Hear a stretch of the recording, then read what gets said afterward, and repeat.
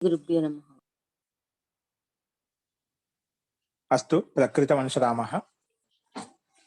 నిన్న మనము అభ్యాసం 22లో ఉన్నటువంటి సంధి నియమం చెప్పుకున్నాము. అతో రోదప్లుతా దప్లుతే అంటే ఉత్వ సంధి. దాని తర్వాత మనము ఈ శబ్ద అభ్యాసం 22లో ఉన్నటువంటి శబ్దకోశాన్ని నియమాలను ఉపయోగించి సంస్కృత వాక్యాలు కూడా చెప్పుకున్నాము. ఇప్పుడు అదే క్రమంలో ఈ శబ్దకోశాన్ని నియమాలను ఉపయోగించే తెలుగు వాక్యాలు ఉన్నాయి కాబట్టి ఇది తెలుగు వాక్యాలు రాసుకోండి, నీట్గా రాసుకోండి. తెలుగు వాక్యాలు: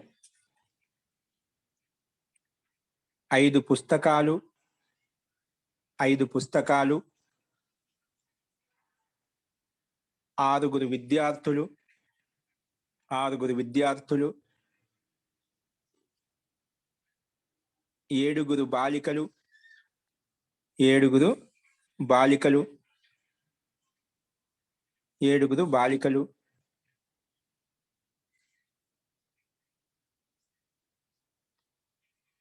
8 ఆసనాలు, 8 ఆసనాలు, 8 ఆసనాలు,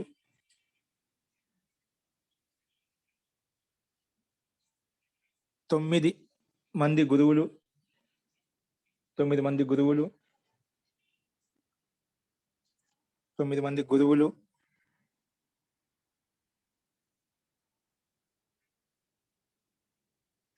10 మంది పాఠకులు, 10 మంది పాఠకులు ఇక్కడ ఉన్నారు, 10 మంది పాఠకులు ఇక్కడ ఉన్నారు. నెక్స్ట్ వాక్యం అండి.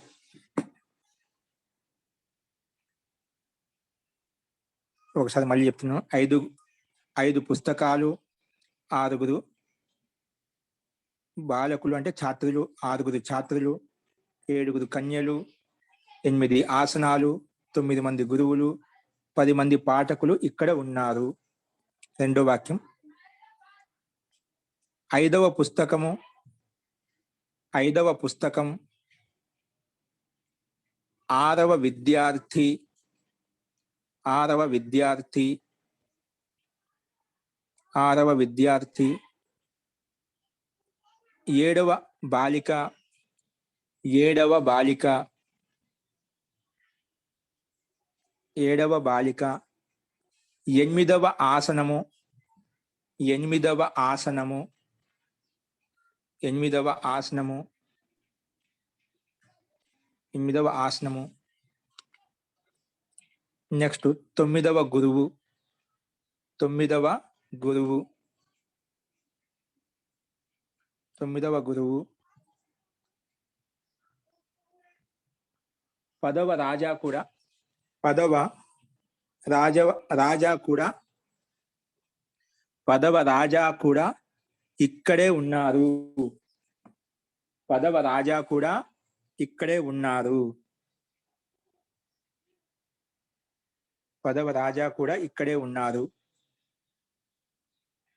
నెక్స్ట్ వాక్యం అండి.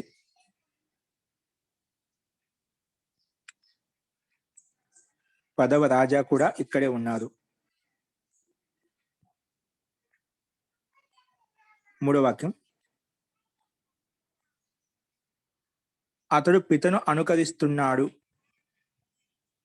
అతడు పితను అంటే తండ్రిని, అతడు తండ్రిని అనుకరిస్తున్నాడు, అతడు తండ్రిని అనుకరిస్తున్నాడు,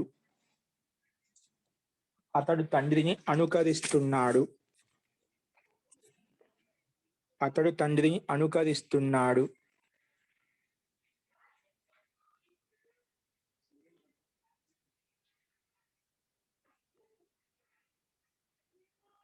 అతడు తండ్రిని అనుకరిస్తున్నాడు.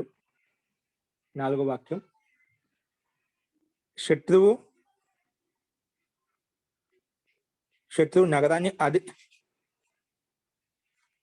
నగరం మీద అధికారం చేస్తున్నాడు, లేదా శత్రువు నగరం యందు అధికారం చేస్తున్నాడు.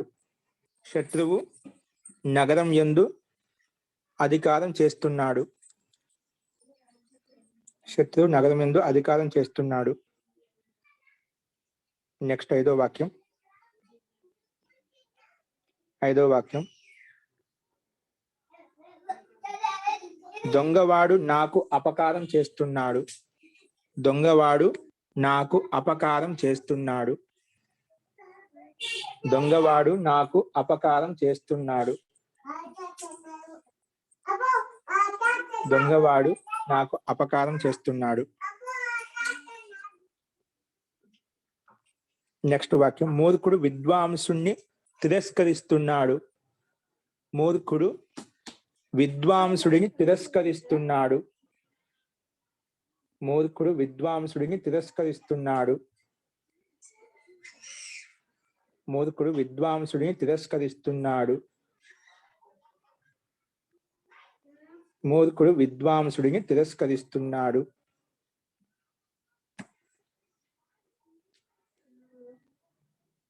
నెక్స్ట్, నేను గురువును నమస్కరిస్తున్నాను. నేను గురువును నమస్కరిస్తున్నాను. నేను గురువును నమస్కరిస్తున్నాను. నేను గురువును నమస్కరిస్తున్నాను. 8వ వాక్యం, నీవు శత్రులకు ప్రతీకారం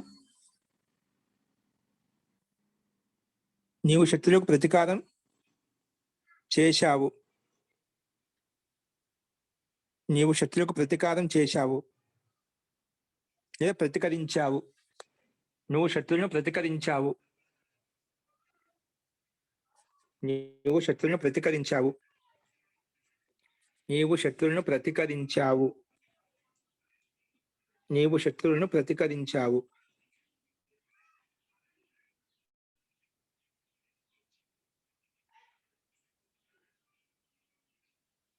నెక్స్ట్ 9వ వాక్యం, నేను ఛాత్రులకు ఉపకారం చేశాను.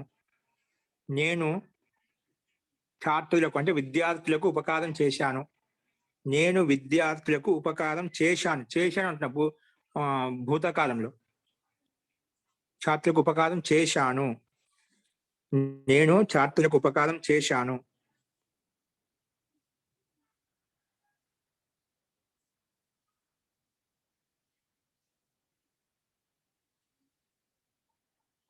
నెక్స్ట్, సుశీల తన శరీరాన్ని అలంకరించుకుంది. సుశీల తన శరీరాన్ని అలంకరించుకుంది. సుశీల తన శరీరాన్ని అలంకరించుకుంది. సుశీల తన శరీరాన్ని అలంకరించుకుంది.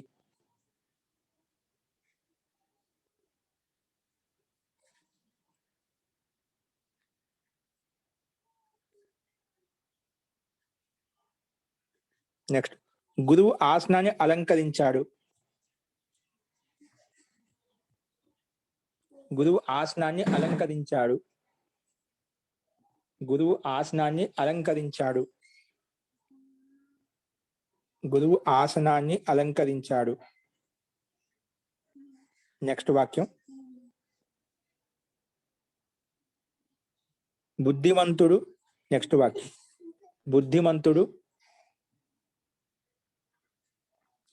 బుద్ధిమంతుడు విమానాన్ని మరియు రైల్ యానాన్ని ఉపయోగించుకుంటున్నాడు.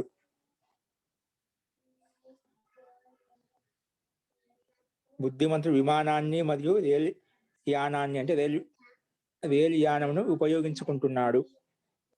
బుద్ధిమంతుడు విమానంను మరియు రైలు యానంను ఉపయోగించుకుంటున్నాడు. నెక్స్ట్, శిష్యుడు ఈ పుస్తకాన్ని స్వీకరిస్తున్నాడు. శిష్యుడు ఈ పుస్తకాన్ని స్వీకరిస్తున్నాడు. శిష్యుడు ఈ పుస్తకాన్ని స్వీకరిస్తున్నాడు. శిష్యుడు ఈ పుస్తకాన్ని స్వీకరిస్తున్నాడు. శిష్యుడు ఈ పుస్తకాన్ని స్వీకరిస్తున్నాడు. నెక్స్ట్ 14వ వాక్యం, నేను నా శరీరాన్ని శుద్ధం చేస్తున్నాను. నేను నా శరీరాన్ని శుద్ధం చేసుకుంటున్నాను.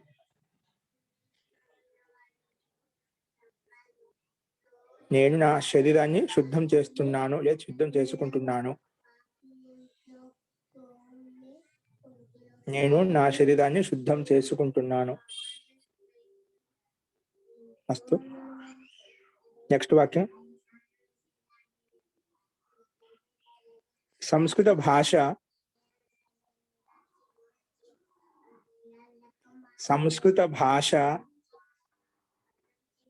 మనుష్యులను సంస్కరిస్తున్నది. సంస్కృత భాష మనుష్యులను సంస్కరిస్తున్నది.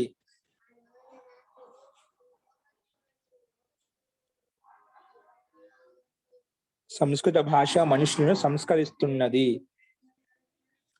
ఇవి మనకు తెలుగు వాక్యాలండి. తెలుగు వాక్యాలు. ఇప్పుడు కింద అశుద్ధ వాక్యాలు కనిపిస్తున్నాయి చూడండి, స్క్రీన్ మీద రాసుకోండి. అశుద్ధ వాక్యాలు, శుద్ధ వాక్యాలు. అశుద్ధ వాక్యాలు హిందీలో మన సంస్కృతంలో రాసుకోండి, తెలుగులో రాసుకోవద్దు. మొట్టమొదటి అశుద్ధ వాక్యం నగరే అధికరోతి. నగరేధికరోతి. నగరేధికరోతి. సంధి చేసి చూపించాడు. ఇక్కడ నగరే పక్కన అవగ్రహ చిహ్నం ఉంది. నగరేధికరోతి. ఇది అశుద్ధ వాక్యం. అశుద్ధం ఎందుకో, అది ఏ నియమం ప్రకారంగా అశుద్ధమో, ఏ నియమం ప్రకారం శుద్ధం అవుతుందో చెప్పాలి. దాని నియమ సంఖ్య కూడా రాయండి. నగరేధికరోతి. నెక్స్ట్ రెండో వాక్యం అప్రతికరోః. అప్రతికరోః. అప్రతికరోః. అప్రతికరోః. అప్రతికరోః. అప్రతికరోః. అప్రతికరోః. నెక్స్ట్ ఓపకరవం. నెక్స్ట్ ఏంటి? ఓపకరవం. దాంట్లో ఓపకరవం రెండు క్రియాపదాలు ఇచ్చాడు, అవి అశుద్ధం అంటున్నాడు. ఏ రకంగా అశుద్ధమో, శుద్ధం ఏంటో అది కూడా రాయండి. దాంట్లో ఇచ్చాడు ఇంకోటి అలం కరోత్. ఆలం కరోత్. ఆలం లాపై బింది పెట్టాడు. ఆలం కరోత్. ఇది ఎందుకు అశుద్ధమో అది కూడా రాయండి. ఆలం కరోత్. ఆలం కరోత్. ఇవన్నీ మనకు శబ్దకోశాన్ని ఉపయోగించి వచ్చాయండి. శబ్దకోశాన్ని ఉపయోగించి ఉన్నాయి ఇక్కడ. ఆలం కరోత్. ఆలం కరోత్.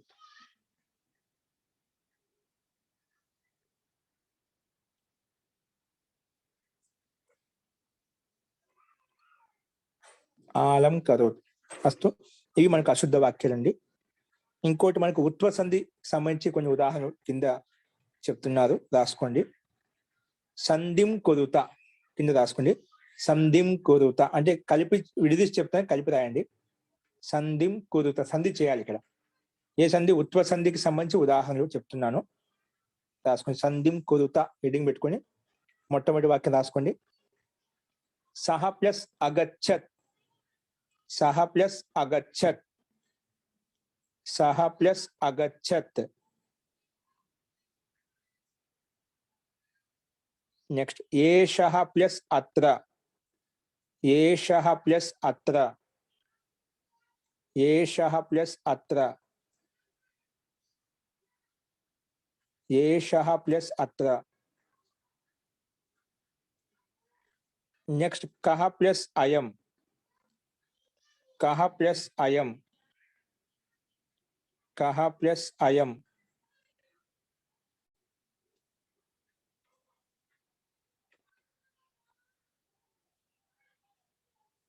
కః ప్లస్ అయం. కః ప్లస్ అయం.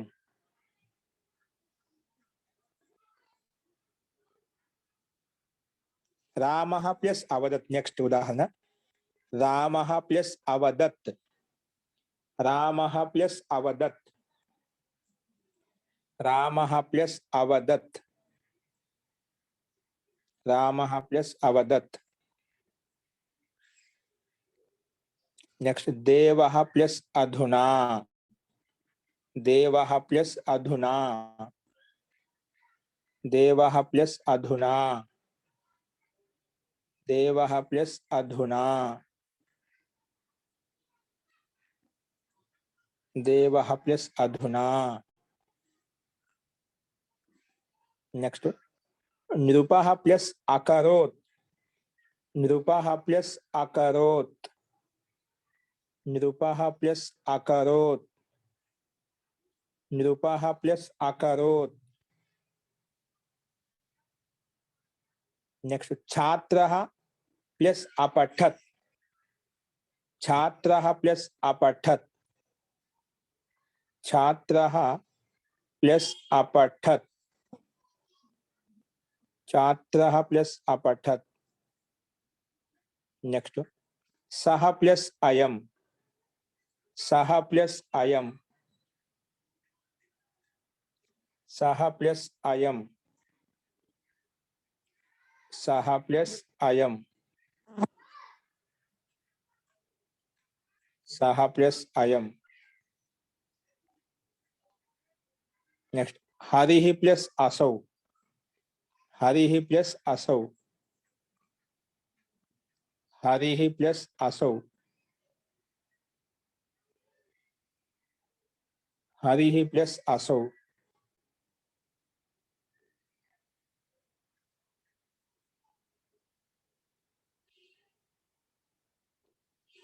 హరిః ప్లస్ అసౌ. నెక్స్ట్ అండి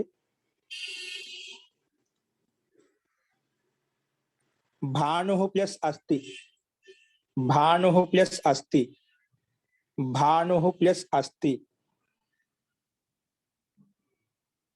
నెక్స్ట్ కవిః ప్లస్ అత్ర, కవిః ప్లస్ అత్ర, కవిః ప్లస్ అత్ర. ఇవన్నీ కూడా ఉత్వ సంధిని ఉపయోగించి మనం ఉదాహరణ చెప్పుకున్నాము. నెక్స్ట్ ఇప్పుడు అదే ఉత్వ సంధికి సంబంధించి శబ్దాలను కలిపి చెప్తాను, వాటిని విడదీసి రాయండి, రాసుకోండి. కోత్రాస్తి, ఇవి ఎండికి పెట్టుకుంటే సంధి విచ్ఛేదం కురుత అని రాసుకుంది. సంధి విచ్ఛేదం కురుత, సంధి విచ్ఛేదం కురుత.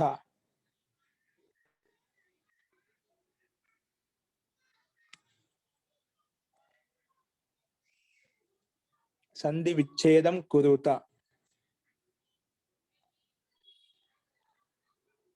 సంధి విచ్ఛేదం కురుత. అస్తు.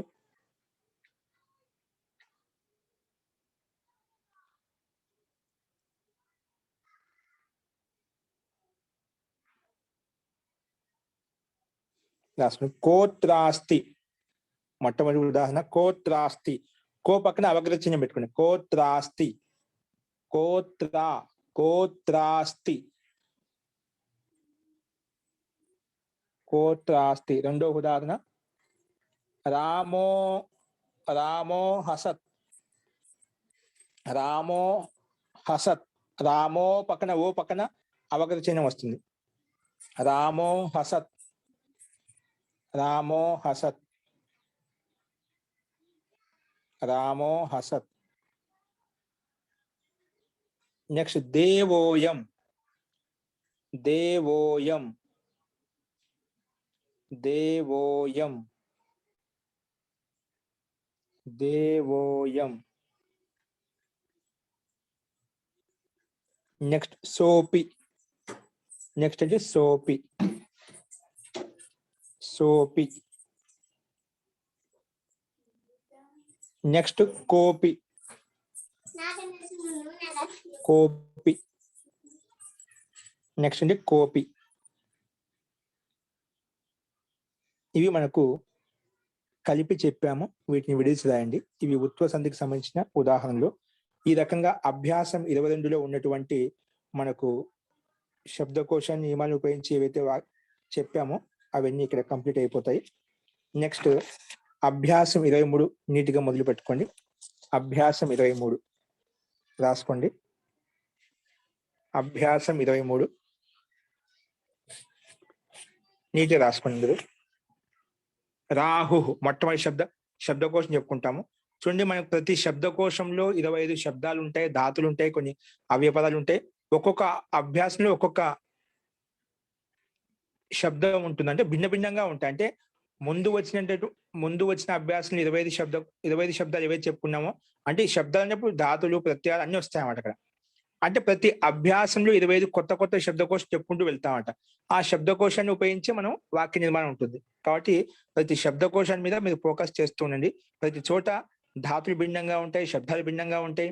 అన్ని రకాలుగా ఉకారాంతాలు, ఇకారాంతాలు, ఓకారాంతాలు, సకారాంతాలు, రూప సిద్ధి ఎలా ఉంటుంది, అంటే రూపాలు ఎలా నడుస్తాయి, ధాతు రూపాలు ఎలా నడుస్తాయి అనేది ప్రతిదీ చెప్పుకుంటూ వెళ్తున్నాం.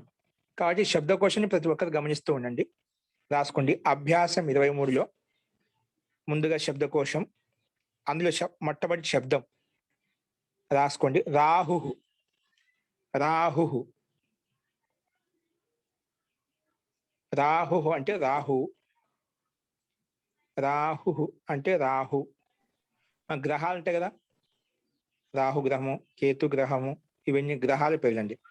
రాహు అంటే రాహు. ఏంటండి? పుల్లింగం అనేది రాహు పుల్లింగం అండి. ఉకారాంత పుల్లింగం. రాహు. రాహు. నెక్స్ట్ కేతు. కేతు, ఇది కేతు గ్రహం, ఇది కూడా ఉకారాంత పుల్లింగం. కేతు.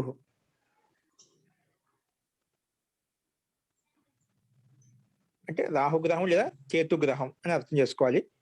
ఇంకోటి కేతు అంటే ఇంకో అర్థం కూడా, కేతు ధ్వజ అంటే ధ్వజారోహణం. గుడి గోపురాల మీద మనకు ఒక ధ్వజం ఉంటుంది. ఒక్కొక్క హనుమంతుని ధ్వజం కావచ్చు, ఓంకార ధ్వజం కావచ్చు, అట్లా ఒక్కొక్క మత సంప్రదాయానికి, ఒక్కొక్క పీఠానికి ఒక్కొక్క ధ్వజం ఉంటుందన్నమాట. అలాగా ధ్వజం అంటే కేతు అంటే ధ్వజం అనే అర్థము తీసుకుంటాం. అది ధ్వజం ఏదైనా కావచ్చు, ధ్వజము ఏదైనా కావచ్చు. అప్పట్లో ప్రతి వ్యక్తికి కూడా, విశిష్టమైన వ్యక్తులు కూడా ధ్వజాలు ఉండేటువంటి. ఇప్పుడు మహాభారతం రాముడికి రథానికి, భీష్ముడికి రథానికి, కృష్ణుడికి రథానికి కొన్ని రథాన్ని బట్టి ఎవరు వస్తున్నారో తెలిసిపోయేది. ఆ రకంగా కేతు అంటే ధ్వజం అనే ఒక అర్థం కూడా వస్తుంది. అస్తు.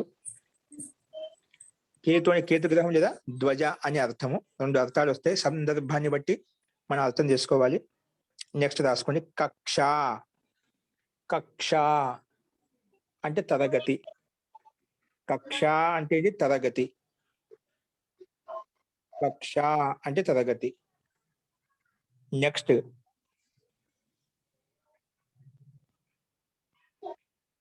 కక్ష స్త్రీలింగం మా గురువు. కక్షా శబ్దం స్త్రీలింగం అండి. కక్ష, కక్షే, కక్షా, రమా, రమే, రమాహ శబ్దానికి సమానంగా నడుస్తుంది. కక్షా శబ్దం స్త్రీలింగము. ఆకారంత స్త్రీలింగ శబ్దము. నెక్స్ట్ ఇప్పుడు శబ్దకోశంలో శబ్దాలు 3 ఇచ్చాడు. తర్వాత దాంట్లో ధాతువులు ఇస్తున్నాడు. రాసుకోండి. ధాతువులు. అద్ ధాతు. అద్ ధాతు. దాని మీనింగ్ వచ్చేసి తినటం. అది ధాతుకు అర్థం ఏంటి? తినటం. ఒకటి ఖాద్ ధాతు ఉంది. ఖాద్ ధాతుకు అర్థం తినటం వస్తుంది. ఒక భక్ష ధాతు ఉంది. భక్షేది అక్కడ తింటున్నా అర్థం వస్తుంది. ఇక్కడ అద్ ధాతు తీసుకున్నాం. అద్ ధాతుకు కూడా తింటున్నా అని అర్థం తీసుకోవాలి. అద్ అంటే తింటున్నాడు. అద్ అంటే తింటున్నాడు. ఇది ఏ గణంలోకి వస్తుంది గురుగారు? ఇది అదాది గణంలో ఉందండి. అదాది గణం యొక్క ధాతు. ఓకే. తింటున్నాడు అనాలా అండి? తినటం అనాలా? ఓకే, తినటం. తినే అర్థంలో ఉంది తాత్పర్యం. ఇక్కడ అద్ధాతుకి అర్థము తింటున్నాడు అని అర్థం, అంటే తినే అర్థంలో. తింటానికి లట్ల కదా ప్రయోగం కదా, అద్ధాతు కదా తినే అర్థంలో ఉంది. అధభక్షణే ధాతు ఏంటి? అధభక్షణే, తినటం అని రాసుకుని. తింటున్నా అనుకుంటే మళ్ళీ లట్లా కదా వెళ్ళిపోవచ్చు. తినటం అనే అర్థంలో. అధభక్షణ భక్షించడం, తినటం, ఇది దీని యొక్క తాత్పర్యం. దీనికి రూపం వచ్చేసి రాసుకోండి. అత్తి. అత్తి, అత్తహ, అదంతి. నేను చెప్పామండి. అదాది గణం యొక్క ధాతుల గురించి చెప్పేటప్పుడు అదాది గణం గురించి చెప్పుకునేటప్పుడు ఈ రూపాన్ని తయారు చేసాం మనం. అత్తి, అత్తహ, అదంతి. అత్తి, అత్తహ, అదంతి. అత్తి, అత్తహ, అదంతి.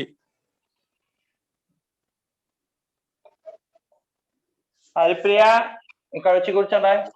ఈ రకంగా మనకు రూపాలు ఉంటాయి. నెక్స్ట్ రాసుకుని గ్రస్ ధాతు అండి. గ్రస్ ధాతు. గ్రస్ అంటే ఏమిటి? మింగటం. గ్రస్ ధాతుకు అర్థం ఏంటి? మృంగటం, మృంగటం. ఇది ఆత్మనేపథ ధాతు అండి. పైదేమో అత్తి, అత్త, అదంతి, ఇది పరస్మేపథ ధాతు, అదాది గణంలో ఉంది. ఇది నెక్స్ట్ గ్రస్ ధాతు అండి. ఇది ఆత్మనేపథ ధాతు. ఏ ధాతు? ఆత్మనేపథ ధాతు. కాబట్టి రూపం వచ్చేసి మీనింగ్ వచ్చేసి మృంగటం అని చెప్పాను. ఏంటి? మృంగటం. రూపం వచ్చేసి రాసుకోండి. గ్రసతే ఆత్మనేపథంలో గ్రసతే, గ్రసేతే, గ్రసంతే అలాగా రూపం నడుస్తుంది. గ్రసతే, గ్రసేతే, గ్రసంతే, గ్రసతే, గ్రసేతే, గ్రసంతే, గ్రసతే, గ్రసేతే, గ్రసంతే. నెక్స్ట్ అండి రాజ్ ధాతుని. రాజ్ శోభించడం. రాజ్ ధాతు శోభించడం. రాజ్ ధాతు అర్థం ఏంటి? శోభించడం అంటే శోభాయమానం అవ్వడం, శోభాయమానం అవ్వడం. రూపం వచ్చేసి రాసుకోండి. రాజతే, ఇది కూడా ఆత్మనేపథ ధాతు అండి. రాజతే, రాజేతే, రాజంతే, రాజతే, రాజేతే, రాజంతే, రాజతే, రాజేతే, రాజంతే. సేవతే, సేవేతే, సేవంతే కి సమానంగా నడుస్తుందండి. కాబట్టి సేవధాతు బాగా నేర్చుకోండి. నెక్స్ట్ ధాతు బాధ్ ధాతు అండి. బాధ్, బకార సామాన్య బకారమే. ధ మహాప్రాణం. బాధ్, బాధ్ అంటే దుఃఖపడటం, బాధపడటం. దీని మీనింగ్ ఏంటి? బాధ ధాతు ఏ అర్థంలో వస్తుంది? దుఃఖపడటం లేదా బాధపడటం అనే అర్థంలో వస్తుంది. రాసుకోండి. బాధతే, బాధతే, బాధేతే, బాధతే, బాధేతే, బాధంతే.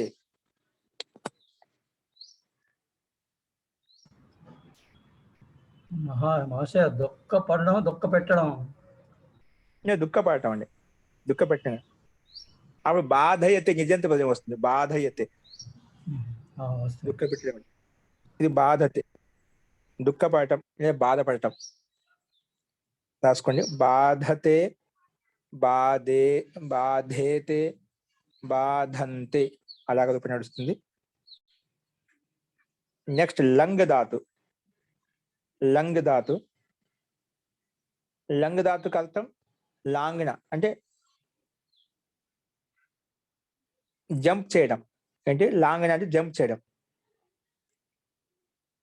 దూకటం. లేదంటే దూకటం రాసుకోండి. దూకటం లేదా జంప్ చేయటం. జంప్ చేయడాన్ని ఇంకేమంటే తెలుగులో నాకు దూకటం. లంఘించుట, లంఘించుట అంటారండి. లంఘించుట. లంక హనుమంతుడు లంఘించాడు కదా సముద్రాన్ని.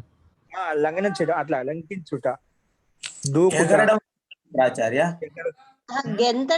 ఎగరటం అన్నప్పుడు కూదతే ధాతు వస్తుంది, అది వేరు. మళ్ళీ కూదతే, కూదైతే, కూదండి ఎగరడానికి, అది వేరు. ఇది ఎగురుట అంటే ఈ ఒడ్డు నుంచి ఆ ఒడ్డుకు చేరుకోవటం అలాగా. ఎగురుట వస్తుంది. ఓకే, అందుకే ఎగురుతా రాసుకోండి. పరిగెత్తడానికి కూడా అంటారు కదా సార్. లంఘించడం. లంఘించడం అంటే మన తెలుగు పదం కాదు కదా. ఓకే, ఎగరటం రాసుకోండి. అది తాత్పర్యం. దీని ఎగ్జాంపుల్ తెలుస్తుంది. ఆంజనేయ సముద్రం లంఘతే. ఏంటంటే సుబ్రారెడ్డి గారు? ఇది ఈ పదం కాదు, దాటటం. దాటటం. ఓకేనా? ఇది ఒక పదం చెప్పచ్చు. ఓకే కాదు, గతిపూర్వకంగా దాటడం అంటే దాట సహజంగా, సామాన్యంగా, సరళంగా దాటుకోవచ్చు. ఇక్కడ కొంచెం గతిపూర్వకంగా దాటడం అంట. అది దాటటం అలాగూ రాసుకోవచ్చు. అస్తు. ఇవి మనకు కొన్ని ధాతులు చెప్పుకున్నాం. అది కూడా ఆత్మీయపద. లంఘతే, లంఘేతే, లంఘంతే అలా రాసుకోండి రూపము. లంఘతే, లంఘేతే, లంఘంతే అలాగ రూపాలు నడుస్తాయి. నెక్స్ట్ రాసుకోండి. నెక్స్ట్ కొన్ని సంఖ్యలు చెప్తున్నాను ఇక్కడ. 11 నుంచి సంఖ్యలు ఎలా ఉంటాయని చూపిస్తున్నాడు.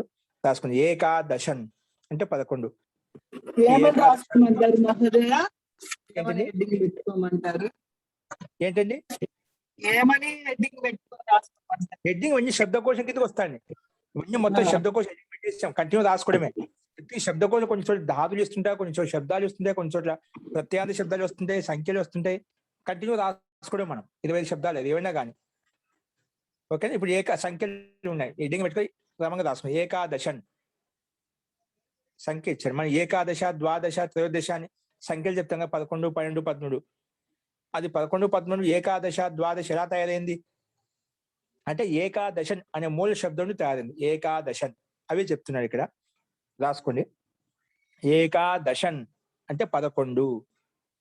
అంటే ఈ అభ్యాసంలో మనకు 1 నుంచి 100 వరకు, ఇంకా అంతకన్నా ముందు సంఖ్యను ఎలా రాయాలి, ఏ రకంగా గుర్తు పెట్టుకోవచ్చు, ఏ రకంగా సింపుల్ మెథడ్ ఏంటి అని ఇక్కడ చూపిస్తున్నామంట. అంటే సంఖ్యను ఎలా రాయాలి, ఎక్కడెక్కడ ఏ మార్పులు వస్తాయి, ఎక్కడికి ఏ రకంగా ఉన్నప్పుడు ఏ రకంగా అర్థం తీసుకోవాలి అనేది మనకి ఇక్కడ ఈ అభ్యాసంలో తెలుసుకోబోతున్నాం. ధాతువా శబ్దమా అండి ఇది? ఈ శబ్దం అండి, ఓకే, సంఖ్యావా శబ్దం. సంఖ్య ఏకాదశన్ శబ్దం, ఏకాదశన్ శబ్దం అండి, మూల శబ్దం. దీనికి ఏంటి, ఏకాదశి అంటే 11 అని అర్థం. ఏకాదశన్ అంటే 11 సంఖ్యావా శబ్దం. ఏకాదశన్ అంటే 11. నెక్స్ట్ రాసుకోండి. ద్వాదశన్, ద్వాదశన్, ద్వాదశన్, ద్వాదశన్ అంటే 12. ద్వాదశన్ అంటే ఏమిటి, 12. ద్వాదశన్ అంటే 12. నెక్స్ట్ త్రయోదశన్, త్రయోదశన్ 13. త్రయోదశన్ 13. నెక్స్ట్ చతుర్దశన్ ఏంటండి, చతుర్దశన్ అంటే చతుర్దశ అనే సంఖ్యావా శబ్దం అనేది చతుర్దశన్ అనే శబ్దంతో తయారు చేస్తామండి. ఓకే, అందుకే మూల శబ్దాలు ఇచ్చారు. చతుర్దశన్ అంటే 14. చతుర్దశన్ 14.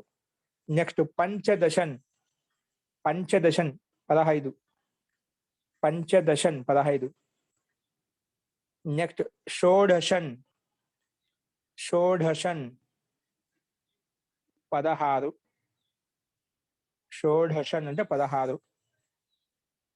సప్తదశన్, సప్తదశన్ 17. సప్తదశన్ అంటే 17. అష్టాదశన్, అష్టాదశన్ 18. అష్టాదశన్ అంటే 18. అష్టాదశన్ అంటే 18.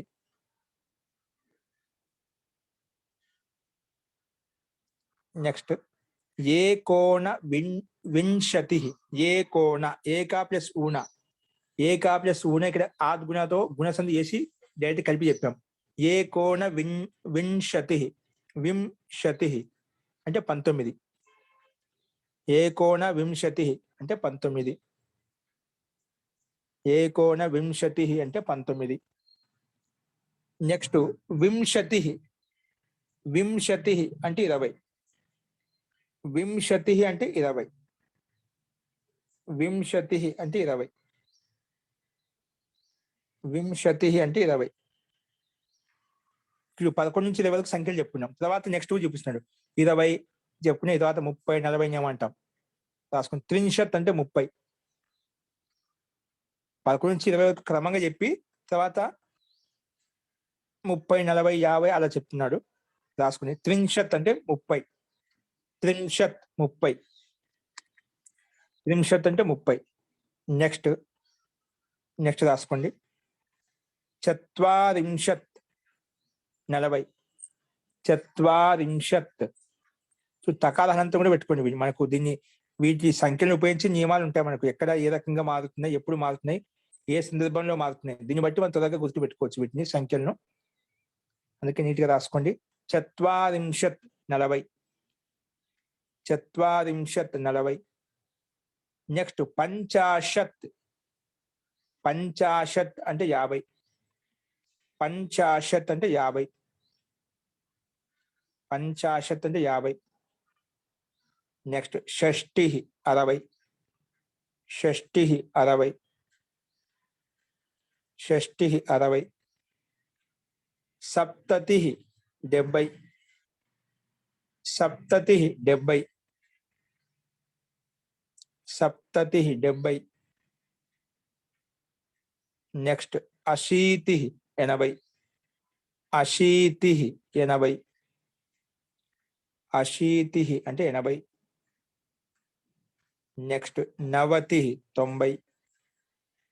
నవతి 90. శతం. నెక్స్ట్ ఏంటి? శతం అంటే 100. శతం అంటే 100. ఇవి మనకు శబ్దకోశంలో కొన్ని 25 కొత్త శబ్దాలు, ధాతులు, కొన్ని సంఖ్యావాచక శబ్దాలు, కొన్ని పైన కొన్ని శబ్దాలు చెప్పుకున్నాము. ముందుగా రాహు కేతు అని చెప్పాం కదా. ఈ రెండు కూడా బుధు శబ్దానికి సమానం కాకుండా భాను శబ్దానికి సమానంగా నడుచుకోవాలి. భాను శబ్దానికి సమానం నడుస్తాయి. భాను, భాను, భానవ దాదాపు బుధు శబ్దానికి సమానంగానే ఉంటుంది, కొంచెం తేడా ఉంటుంది. కాబట్టి భాను శబ్దానికి సమానం నేర్చుకోండి. భాను శబ్దం నేర్చుకుని దాన్ని బట్టి మిగతాది రాసుకోవచ్చు. నెక్స్ట్ కక్షా శబ్దం రమా శబ్దానికి సమానం నడుస్తుంది చెప్పాను. నెక్స్ట్ గ్రస్ధాతు నుండి మొదలుకొని గ్రస్ధాతు, అద్ధాతు పరస్మ పదము, కానీ గ్రస్ధాతు ఆత్మీయ పదం అంట. గ్రస్ధాతును మొదలుకొని లంగధాతు వరకు ఇవన్నీ ఆత్మీయ పదాలు. అంటే ఆత్మీయ సేవతే ధాతుకి సమానం నడుస్తాయి. ఎవరికి? సేవతే ధాతుకి సమానం నడుస్తుంది. అదేవిధంగా అత్తి, అద్ధాతు అనేది పరస్మ ధాతు, అది సామాన్యంగా భూధాతుకి సమానం కాకుండా స్వతంత్రంగా నడుస్తుంది. దాని అస్తిత్వం కొంచెం భిన్నంగా ఉంటుంది. కాబట్టి అది ఎలాగైతే మనకు రూపం ఉందో అలాగే నేర్చుకోవాలి. సో గ్రస్ధాతును మొదలుకొని లంగధాతు వరకు ఆత్మీయ పదంలో ఉన్నాయి ధాతులు. తర్వాత అద్ధాతు మాత్రం పరస్మ పదంలో ఉంది. తర్వాత సంఖ్యావాచక శబ్దాలు చెప్పుకున్నాం. అస్తు. ఇప్పుడు వ్యాకరణ అంశాలు రాసుకోవాలి. రాసుకుని హెడ్డింగ్ పెట్టుకొని వ్యాకరణం, వ్యాకరణం, వ్యాకరణం హెడ్డింగ్ పెట్టి బ్రాకెట్ లో మనం వ్యాకరణ అంశాలు ఏం చెప్పుకోబోతున్నాం రాసుకోండి. సంఖ్య అంటే 1 నుంచి 100 వరకు, సారీ 11 నుంచి 100 వరకు. అంటే 11 నుంచి 100 సంఖ్య ఎలా తయారు చేయాలి, ఏ విధంగా రాయాలి, ఎక్కడెక్కడ మార్పులు వస్తాయి అని ఇక్కడ నేర్చుకుంటాం. అందుకే రాసుకునే సంఖ్య 11 నుంచి 100, 11 నుంచి 100 వరకు సంఖ్యలు 11 నుంచి 100 వరకు, 11 నుంచి 100 వరకు. నెక్స్ట్ అద్ధాతు. ఈ గణంలో ఈ అభ్యాసంలో అద్ధాతును ఉపయోగించి 10 లెక్క ఎలా ఉంటాయి. అద్ధాతు, అద్ధాతును ఉపయోగించి 10 లెక్కలు. అద్ధాతు. నెక్స్ట్ అద్ధాతు కామ జుహోత్యాది గణం. నెక్స్ట్ ఏం చెప్పుకోబోతున్నాం? జుహోత్యాది గణం చెప్పు. మనం ముందుగా భువాది గణం చెప్పుకున్నాము, తర్వాత అదాది గణం చెప్పుకున్నాము. మూడో గణం వచ్చేసి జుహోత్యాది గణము. ఏ గణము? జుహోత్యాది గణము, అది చెప్పుకోబోతున్నాము. నెక్స్ట్ ఉత్వసంధి. ఇక్కడ కూడా మళ్ళీ ఉత్వసంధి వస్తుంది, కొంచెం భిన్నంగా ఉంటుంది.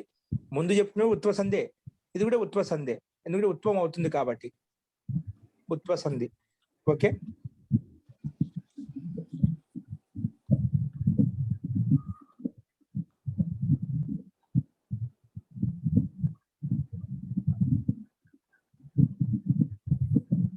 ఓకే, ఉత్వసంధి చదివినా.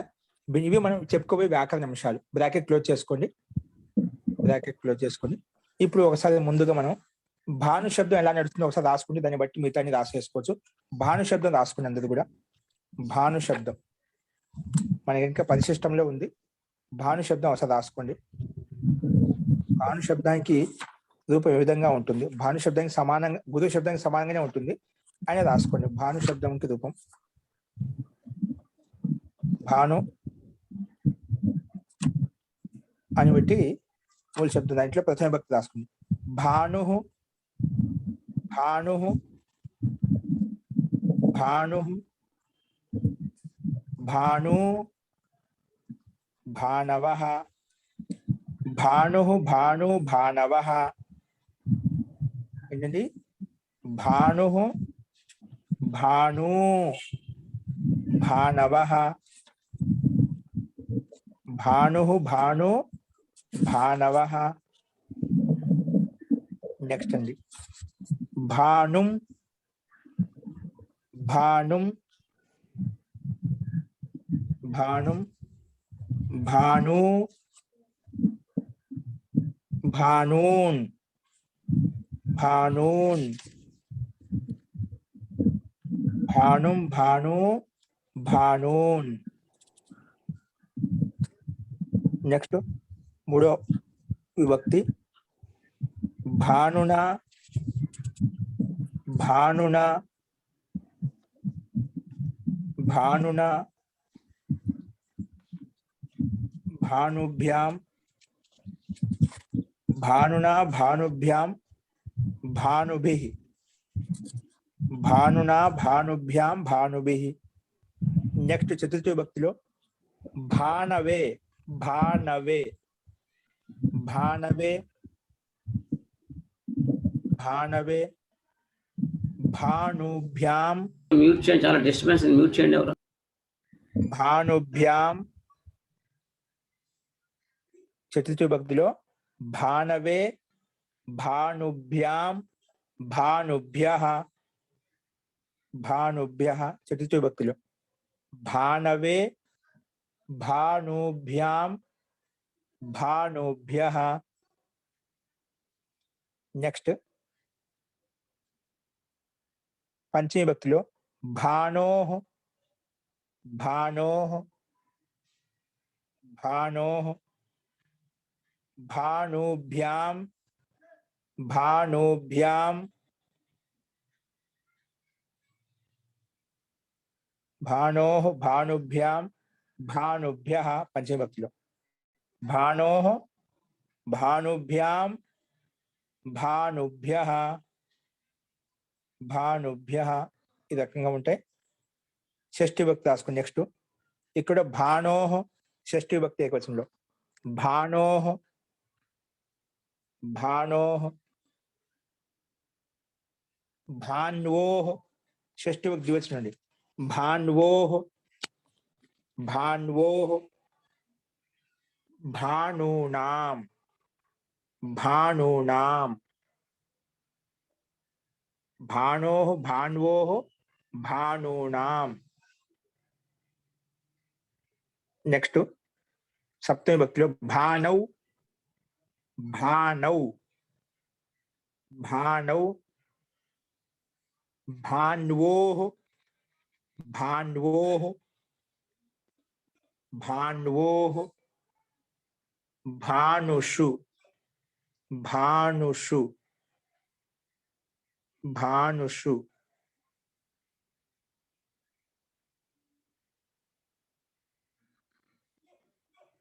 భానుషు భానౌ భాన్వోః భానుషు. నెక్స్ట్ హే భానో సంబోధన విభక్తిలో హే భానో హే భానో హే భాను హే భాను హే భానవః హే భానవః హే భాను స్వాతి హే భానో హే సంబోధన విభక్తి హే భానో హే భాను హే భానవః హే భానవః హే భానవః. ఈ రకంగా మనకు భాను శబ్దం యొక్క రూపం ఉంటుందండి. దాదాపుగా గురు శబ్దానికి సమానంగానే ఉంది. కాబట్టి ఈ శబ్దానికి సమానంగా రాహు శబ్దం కూడా కేతు శబ్దం కూడా ఇదే విధంగా రూపం నడుస్తుంది. కాబట్టి భాను శబ్దాన్ని అనుసరించి ఈ రెండు శబ్దాలు కూడా, ఈ రెండు శబ్దాలు కాదు, ఇలాగా ఉన్నటువంటి ఏ శబ్దాలైనా కూడా మనం అన్నిటిని కూడా ఇదే రకంగా మనం చూసుకోవాలి. అస్తు. నెక్స్ట్ అధధాతు రాసుకోండి. అధధాతు అధధాతు స్క్రీన్ మీద చూడండి, కనిపిస్తున్నాయి. అధధాతు 10 లకారాలు. అధధాతు ఇక్కడ మీకు మీకు స్క్రీన్ మీద పెట్టాల్సి ఉంది. అది ధాతు వచ్చేసి పేజ్ నెంబర్ వచ్చేసి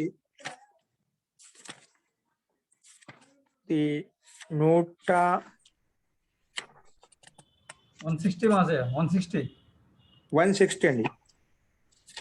160లో ఉంది చూడండి. 160 పేజ్ నెంబర్ 160. మీకు అదే గ్రూప్లో పెడతారు. 160. ఇక్కడ మనము దీన్ని సమయం సేవ్ చేసుకోవడానికండి అందరూ కొంచెం నిన్న 2-3 ధాతులు రాయించాను మొత్తము. ఇవి మీకు ఒకసారి చదువుతాను. ఇవి గ్రూపులు పెడతారు, మొత్తం గ్రూపులు పెడతారు. అవి మటుకు మీరు చూసి రాయండి. ఓకేనా? ఇదే విధంగా ఉంటాయి కాబట్టి వినండి. రేపు ఇది గ్రూపులు పెట్టి రేపు వచ్చేసరికి చూసి రాసుకొని వచ్చేసేయండి. ప్రతి ఒక్క గ్రూప్ లో ఉంటాయి, ప్రతి ఒక్కరికి పెట్టే మనం 3 గ్రూపులు ఏవైతే ఉన్నాయో అందులో పెడతారు. ఏదైనా కొత్త వాళ్ళు ఉంటేనే వారు కూడా లక్ష్మి గారిని కానీ నన్ను కానీ ఇంకెవరైనా మీకు తెలిసిన వాళ్ళని కాంటాక్ట్ చేయండి. సో అవి మీకు పంపిస్తారండి. కాబట్టి మనకి ఇవన్నీ తెలిసినట్టు కాబట్టి ఒకటి అలవాటు కోసం ముందు రాయొచ్చాను. ఇప్పుడు మీరు సొంతంగా రాయొచ్చు. కాబట్టి 10 లకారాలు నేను ఒకసారి చదువుతాను, గమనించండి. స్క్రీన్ మీద చూడండి, రాసుకోండి. అదు ధాతుకి అత్తి, అత్తి, అత్తి, లట్లకారం. లట్లకారం తెలుగుగా వర్తమాన కాలం బోధిస్తుంది. అద్ధాతులో లట్లకారము. ఇప్పుడు రాసుకోమంటారా గురువు గారు? నేను రాసుకోవద్దు, మీరు మీ గ్రూపులు పెడతాను, చూసుకోండి కేవలం. అత్తి, అత్తః లట్లకారం వర్తమాన కాలం సంకేతిస్తుంది. అత్తి, అత్తః, అదంతి. అత్తి, అత్తః, అదంతి. నెక్స్ట్ ద్వివచనంలో అంటే మధ్యం పురుషంలో లట్లకారం చెప్తున్నాను. ముందు అత్తి, అత్తః, అదంతి ఇది ప్రథమ పురుషము. మధ్యం పురుషంలో అత్సి, అత్తః, అత్థ. అత్సి, అత్తః, అత్థ. నెక్స్ట్ అద్మి, అద్వః, అద్మః. అద్మి, అద్వః, అద్మః. ఇది లట్లకారం అండి.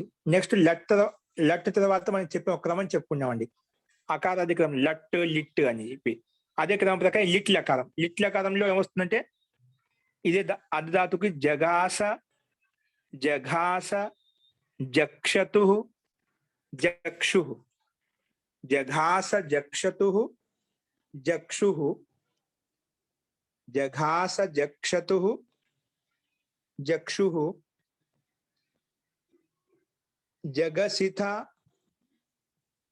జగసిథ, జక్షతు, జక్ష. ఇక్కడ చూడు, మీకు స్క్రీన్ మీద కనిపిస్తుంది, చూసుకోండి కేవలం ఒకసారి. లిట్ లకారం చూడండి. జఘాస, జక్షతు, జక్షు. రౌండప్ చేశాను. జఘసిత, జక్షతు, జక్ష. జఘాస, జగస, జగశివ, జగసీమ. ఈ రకంగా ఉంటాయి. నెక్స్ట్ వచ్చేసి లట్ తర్వాత లిట్ అయిపోయింది. తర్వాత లుట్టు లకారం. ఈ లుట్టు లకారంలో మనం భవిష్యత్ లుట్టు లకారం అండి. లుట్టు లకారం గురుగారండి, లిట్టులో ఇప్పుడు మీరు చివరిన జక్షివ, జక్షిమ అని ఉందండి బుక్ లో, కరెక్టేనండి? జక్షివ, జక్షిమ అదే.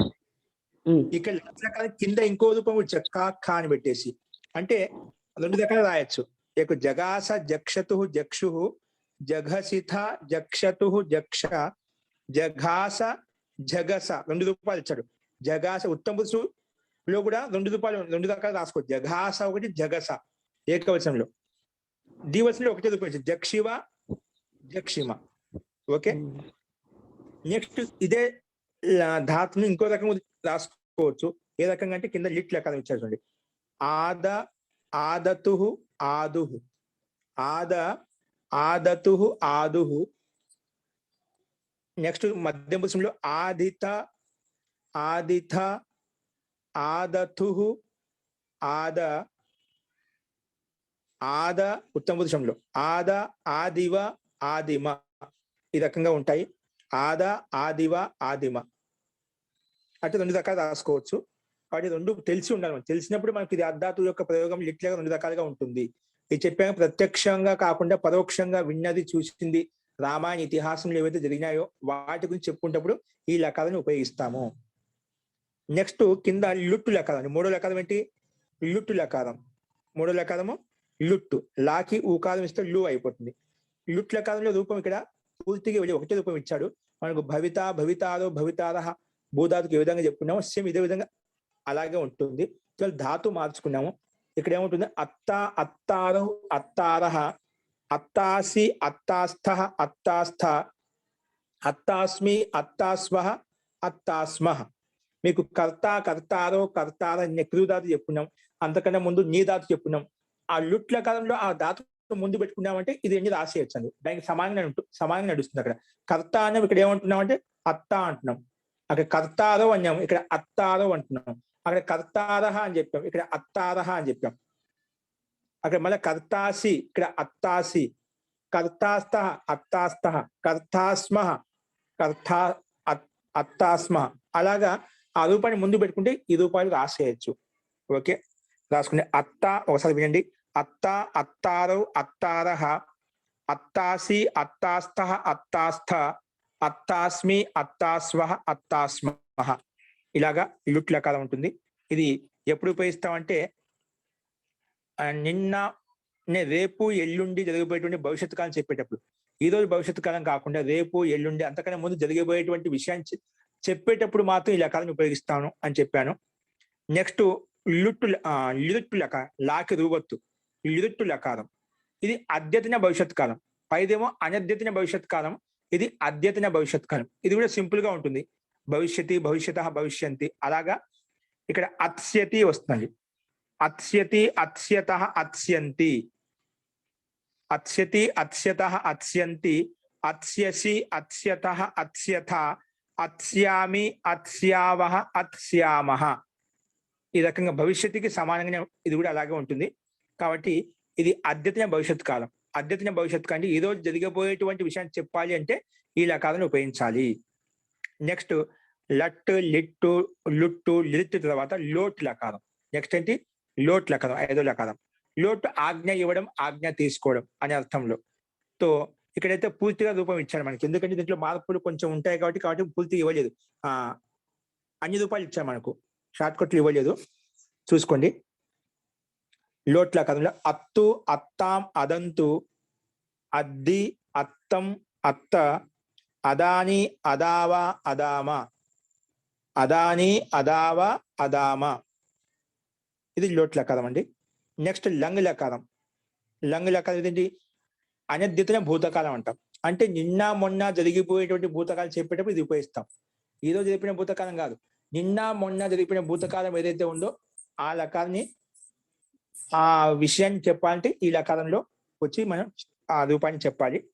సో ఇది అనద్యతన భూతకాలం అంటాము. నిన్న మొన్న జరిగిపోయిన విషయాన్ని తెలియజేసేటప్పుడు ఈ లకారాన్ని ఉపయోగిస్తాము. సో ఆదత్, ఆత్తాం, ఆదన్. ఆదహ, ఆత్తం, ఆత్త. ఆదం, ఆద్వ, ఆద్మ. ఈ రకంగా నడుస్తుంది. నెక్స్ట్ లంగ్ తర్వాత లింగ్ లకారం, విధి లింగ్ అంటాం. ఇది కూడా ఆజ్ఞ ఇవ్వడం, ఆజ్ఞ తీసుకోవడం. లోట్ లకారము, విధి లింగ్ లకారం రెండు ఒకటే, కాబట్టి రూపంలో తేడా ఉంటుంది. చూసుకోండి. అద్యాత్, అద్యాతాం, అద్యుః. అద్యాహ, అద్యాతం, అద్యాత. అద్యాం, అద్యావ, అద్యామ. ఇది లింగ లకారం అండి. ఈ లింగ లకారానికి ఇంకో భేదం ఉంది, ఆశీర్లింగ్. ఇది ఆశీర్వాదం ఇచ్చేటప్పుడు మాత్రమే ఉపయోగిస్తాము. ఇది కూడా సింపుల్ గా ఉంది కాబట్టి పూర్తిగా ఇవ్వలేదు, ఒక రూపం ఇచ్చాడు. అద్యాత్, కింద చూడండి. అద్యాత్, అద్యాస్తాం, అద్యాసు. మనకు భూధాతుకి నీ ధాతుకి ఎప్పుడు నీయాత్, నీయాస్తాం, నీయాసు. లేదా కురియాత్, కురియాస్తాం, కురియాసు. ఆ ధాతును ముందు పెట్టుకుంటే ఇది కూడా మనం రాసేయచ్చు. కాబట్టి ఒక రూపం తెలిస్తే మిగిలిన రూపాయలు మొత్తం 9 రూపాయలు రాసేయచ్చు అండి. అందుకని ముందు పెట్టుకోండి. కురు ధాతు గాని నీ ధాతు గాని ముందు పెట్టుకుని రాయండి. ఆశ్రలింగ్ ఏదైతే ఉందో.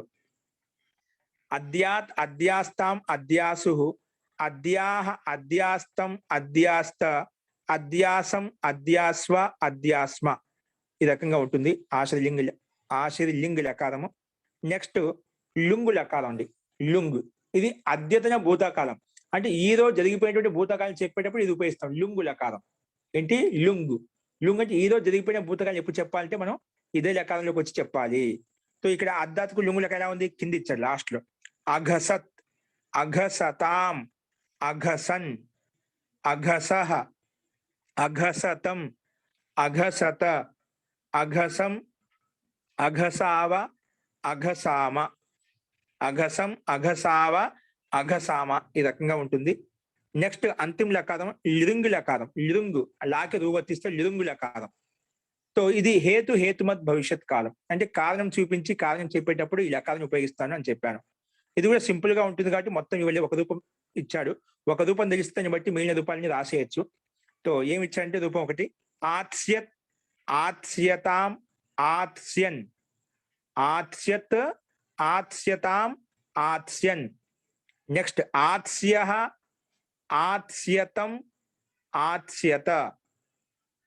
నెక్స్ట్ ఆత్స్యం, ఆత్స్యావ, ఆత్స్యామ. ఈ రకంగా మనకు 3 పొజిషన్లో, ప్రథమ పొజిషన్లో, మధ్యం పొజిషన్లో, ఉత్తమ పొజిషన్లో ఉంటుంది. ఇది హేతుమద్ భవిష్యత్ అంటే కారణం చూపించి అలా జరిగి ఉంటే ఇలా అయ్యి ఉండేది, ఇలా జరిగి ఉంటే అలా చేసేవాళ్ళం. అలాగా ఊహ భవిష్యత్ కాలంలో ఉండిపోయిందంట. మన ఆ ఊహ అనేది కల్పన అనేది అది భవిష్యత్తులో ఉండిపోయింది కాబట్టి హేతుమద్ భవిష్యత్ అని చెప్పాం. కాబట్టి ఇది అలాంటి సందర్భంలో మాత్రమే ఈ లకాలను ఉపయోగించాలి.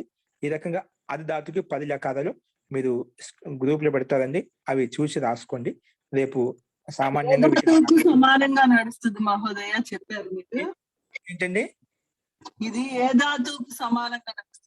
ఇది సమానంగా నడవదండి. భూధాతుకి శివధాతుకి సమానంగా చెప్పడానికి లేదు. ఎందుకంటే దీనిలో చాలా మధ్యలో మార్పులు వచ్చాయంట. కాబట్టి అక్కడైతే మనం ఏ విధంగా నేర్చుకున్నాం అదే విధంగా నేర్చుకోండి. ఓకేనా? కొన్ని ధాతులు సమానంగా ఉంటాయి చెప్పుకున్న భూధాతుకు సమానంగా, శివతే ధాతుకు సమానంగా. ఇది అలా నడవదు, స్వతంత్రంగా ఉంది. భిన్నంగా రూపాయలు మధ్యలో మారుతూ ఉంటాయి. కాబట్టి ఇక్కడ ఏ విధంగా అయితే చెప్పామో, ఏ విధంగా అయితే మీకు పంపిస్తామో అదే విధంగా రాసుకోండి. రేపు రేపు నియమాలు చెప్పుకుందామండి. ఇంకా ఈ ధాతుకు సంబంధించి రూపాలు ప్రతి వాక్యం నుంచి ఎలా అనేది ప్రతి లకాల నుంచి ఒక్కొక్క వాక్యం చెప్పుకుంటే ఇంకా ప్రాక్టీస్ అవుతుంది.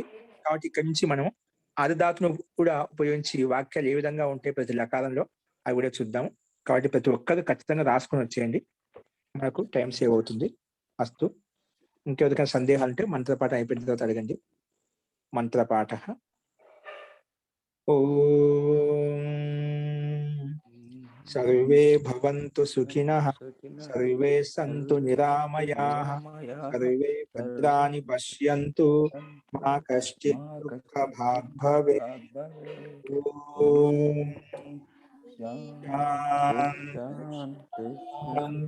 శాంతిః. సర్వేభ్యో నమః.